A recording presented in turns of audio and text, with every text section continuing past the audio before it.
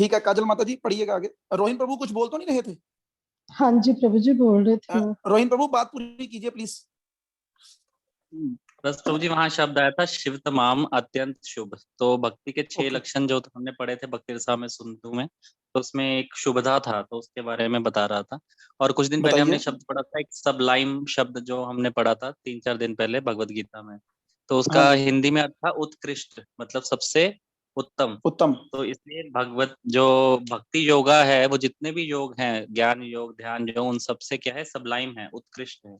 बस यही बोल। ठीक है यार, एक मेरे को ये था कि अब आपको तो कम से कम अपना वीडियो ऑन करना चाहिए और कोई करे ना करे, आपको करना चाहिए। आपने क्या क्या कर मुझसे वीडियो ऑन करवाया और अब आप अपना बंद रखते हैं। ठीक है, ये हरे ऑन, कृष्ण। ठीक है, ठीक है, हरे कृष्णा। ठीक है ना, ऑन रखना है आपको, वीडियो अपना ऑन रखना है। हरे कृष्णा। ठीक है, काजल माता जी पढ़िएगा आगे। भक्ति का मार्ग इतना शुभ होता है कि भक्त का कभी नाश नहीं हो सकता। श्रीमद् भगवद गीता 6.40 में श्री कृष्ण ने स्वयं इसका वर्णन किया है। पार्थ नैवे न मूत्र विनाशस्यते विदते। हे अर्जुन, भक्त का ना तो इस जन्म में ना ही अगले जन्म में विनाश होता है। अन्यत्र 6.43 भगवान श्री कृष्ण ने स्पष्ट बताया है कि ये कैसे होता है। तत्र तम बुद्धि संयोगम लभते पौर व देहिकम यतते च ततो भूय संसिद्धो कुरु नंदन। कभी कभी भगवान के आदेश से कोई परम भक्त इस भौतिक जगत में सामान्य मनुष्य की भांति जन्म लेता है। ऐसा भक्त पूर्वाभ्यास के कारण अकारण ही भक्ति में संलग्न हो जाता है। अपने शब्दों की ओर ध्यान चारों दीजिए, दोबारा पढ़िए एक बार। कभी कभी कभी कभी भगवान के आदेश से कोई परम भक्त इस भौतिक जगत में सामान्य मनुष्य की भांति जन्म लेता है। कोई नाम लीजिए ऐसे एक भक्त का।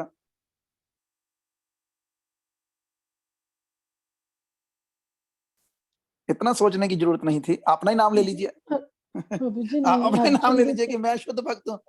राजन शिला प्रभु, प्रभुपाद। राजन प्रभु, शिला प्रभुपाद। राजन प्रभु। हाँ जी।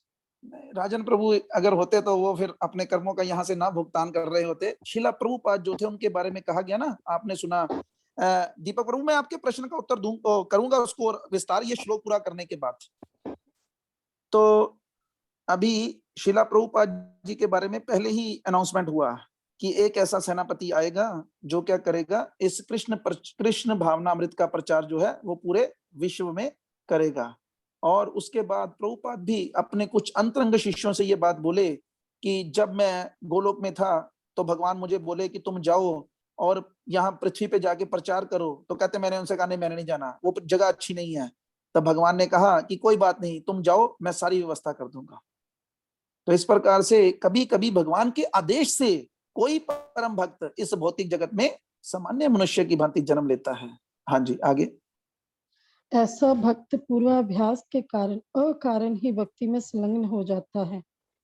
अपने चारों ओर की परिस्थितियों के कारण सभी प्रकार की बाधाओं के आने पर भी वह स्वतः अपनी भक्ति में तब तक तत्पर रहता है जब तक कि वह फिर से सिद्ध नहीं हो जाता।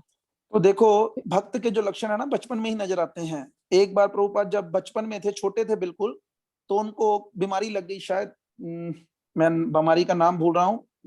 कलकत्ते में थे तो बिल्कुल वो घातक बीमारी थी। तो उसके लिए चिकन, पता नहीं क्या नाम था उसका, किसी ना किसी को खैर मालूम होगा। तो उनको क्या बोला गया डॉक्टर के द्वारा कि आप इन्हें चिकन सूप दीजिए। तो प्रभुपाद जी के पिताजी तो बिल्कुल शुद्ध वैष्णव थे। हाँ जी, कोई कुछ कहना चाहता है? टाइफाइड था तो। टाइफाइड, हाँ, ओके। तो प्रभुपाद की जो पत्नी और माता थी वो कहती नहीं नहीं देना है, मैंने अपने बच्चे को बचाना है। तो प्रभुपाद भी हार गए उसके आगे। और प्रभुपाद के पिता जो थे, तो डॉक्टर जो था वो अपने घर से बना कर लाया। तो जैसे ही प्रभुपाद जी के मुंह में पहला चम्मच डाला गया, प्रभुपाद जी ने वॉमिटिंग कर दी। जैसे ही प्रभुपाद जी ने वॉमिटिंग की, अब उनके पिताजी ने अपने बच्चे को उनसे छीन लिया और जाकर उसको भगवान के डीटीज के सामने रख दिया। कहते हैं जो होना है हो जाए, मरता है तो मर जाए, लेकिन अब इसको नहीं ये खिलाएंगे। और उन्होंने उनके मुंह में चरणामृत की कुछ बूंदे डाली और वो बिल्कुल ठीक हो गए। तो इसलिए भगवान के ऊपर विश्वास रखना सीखना चाहिए। सुबह हमने शरणागति के 6 लक्षणों के बारे में चर्चा की थी, उसमें यही था, एक भगवान के ऊपर भरोसा और दूसरा भगवान ही हमारे रक्षक हैं, ऐसा पूर्ण विश्वास होना चाहिए। आगे। बिल्ला मंगल ठाकुर पूरे जन्म में महान भक्त थे, किंतु अगले जन्म में उनका पतन हुआ और वे एक वैश्य से अनुरक्त हो गए।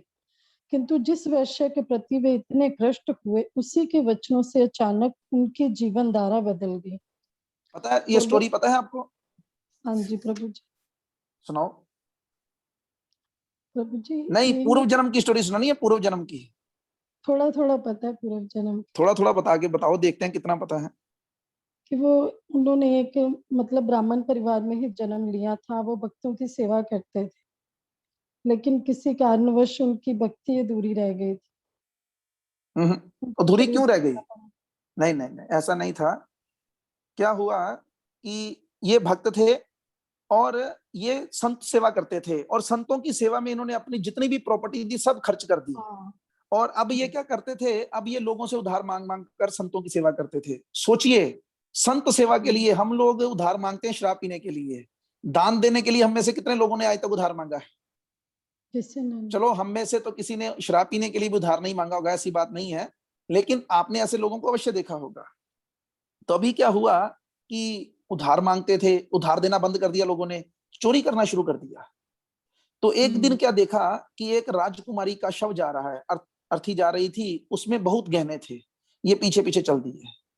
अभी जब राजकुमारी को दफनाया गया, सब चले गए, तो ये पीछे से जाके खबर खोद दिए और गहने उतारने ही लगे तो रानी बोल पड़ी, राजकुमारी बोल पड़ी, मुझे मत छूना, मैं सारी उम्र किसी पुरुष का स्पर्श अपनी इस शरीर को नहीं होने दिया, तो मुझे छूना मत। क्या चाहिए तुमको? गहने चाहिए?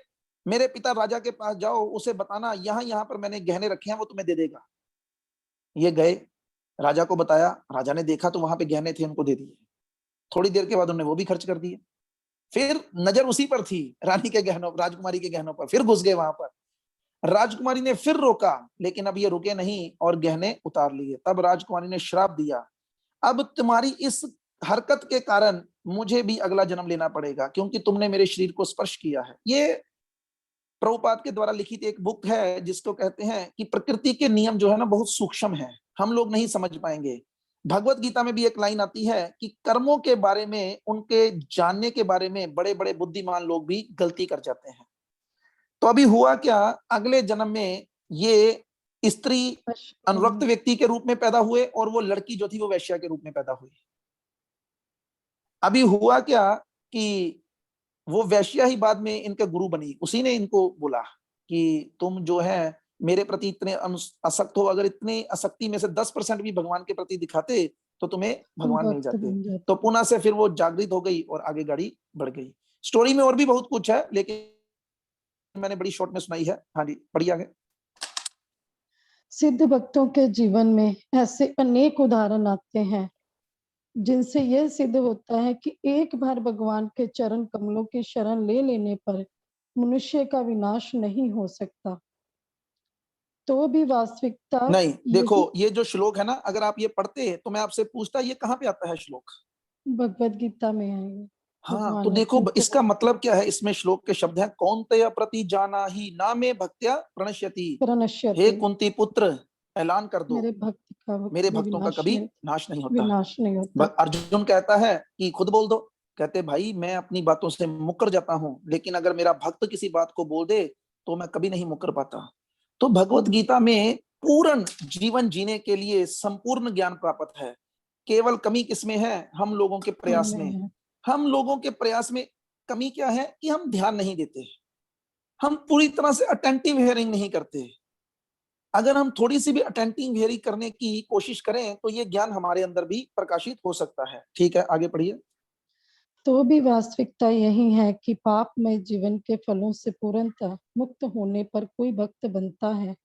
भगवत गीता 7.28 में श्री कृष्ण कहते हैं, ये शाम त्वन्तगतम पापम जनानाम पुण्य कर्म नाम ते द्वंद मोह निर्मुक्ता भजन्ते मां दृढ़व्रता। ये श्लोक मैंने उस दिन बोला था ना आपके सामने येषां त्वन्गतं पापं जनानां पुण्यकर्मणां ते द्वंद्व मोह निर्मुक्ता भजन्ते माम दृढ़व्रता। तो अब आप देखेंगे ना, तो धीरे धीरे करके आपको संस्कृत में ही समझ लगना शुरू हो जाएगा।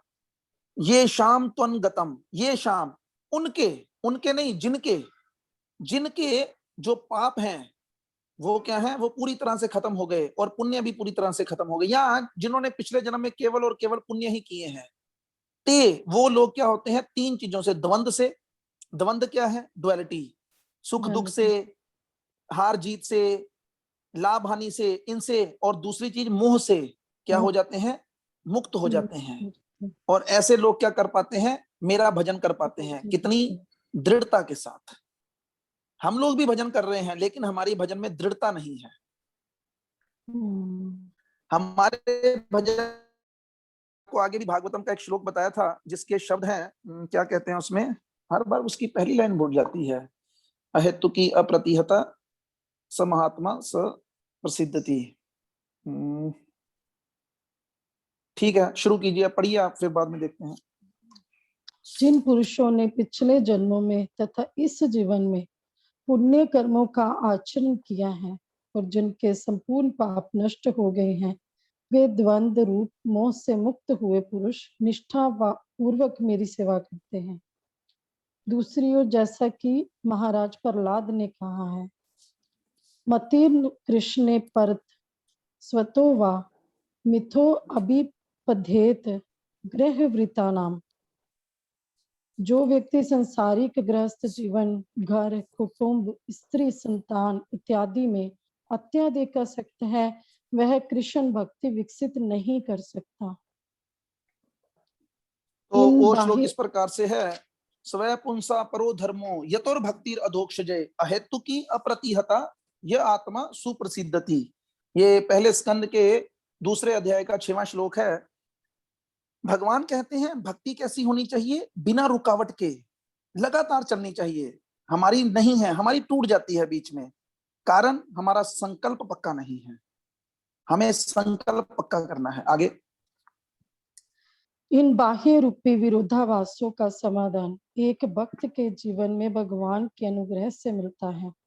अतः भक्त को कभी मुक्ति के पथ से भ्रष्ट नहीं होना पड़ता, जिसका वर्णन इस श्लोक में शिक्त माम पदवीम के रूप में किया गया है। तो धन्यवाद आपका। तो उस बात को आगे बढ़ाते हैं कि वैष्णव अपराध के अगर हो जाए तो क्या करना है। तो जैसे मैंने बताया कि अगर आम भक्त का मतलब कि हमसे अपराध हुआ, उसमें हमारी कोई चेष्टा नहीं थी, हमारी इच्छा नहीं थी, हमने प्लानिंग के साथ वो अपराध नहीं किया, तो वो अपराध तो नाम जप से ही हल हो जाता है। अगर आप रोज नाम जप कर रहे हैं तो आपको कोई मुश्किल नहीं आती। लेकिन अगर आपने प्लानिंग के साथ नाम अपराध किया है तो फिर क्या करना चाहिए, और अगर आपको पता चल गया है कि आपने इस भक्त के प्रति किया है तो उससे माफी मांगनी चाहिए। अभी कोई व्यक्ति कहे हम तो माफी मांग लेंगे, लेकिन वो माफी नहीं किया, कहते फिर आपको चिंता करने की जरूरत नहीं, पहले आपको उस व्यक्ति से माफी मांगनी है। जब वो व्यक्ति आपको माफ ना करे तब आपको भगवान से माफी मांगनी है कि प्रभु मैं अपनी तरफ से हृदय से माफी मांगा हूं, लेकिन वो मुझे माफ नहीं कर रहे, कृपया करके आप मुझे माफ कीजिएगा, मेरे से गलती हो गई, आइंदा से मैं ऐसी गलती ना करने का प्रयास करूंगा। तो इस प्रकार से हम उन अपराधों से बच सकते हैं। ठीक है, धन्यवाद सबका। आज यहीं पर वाणी को विराम देते हैं। किसी का और कोई प्रश्न है तो वो पूछ सकते हैं।